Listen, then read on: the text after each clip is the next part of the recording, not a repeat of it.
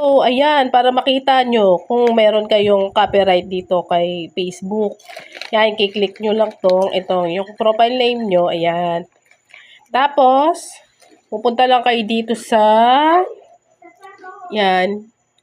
Punta kayo dito sa videos, yan. Dito nyo makikita yung kung meron kayong mga copyright. Yan, ditong videos, yan. I-click nyo yung videos.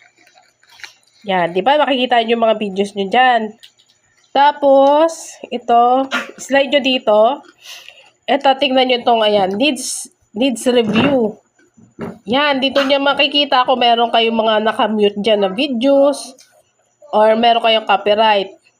Kiklik nyo yan. Yan. Dito nyo yan makikita.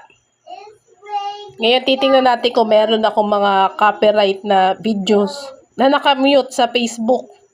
So, wala ako kasi syempre alam ko na yan.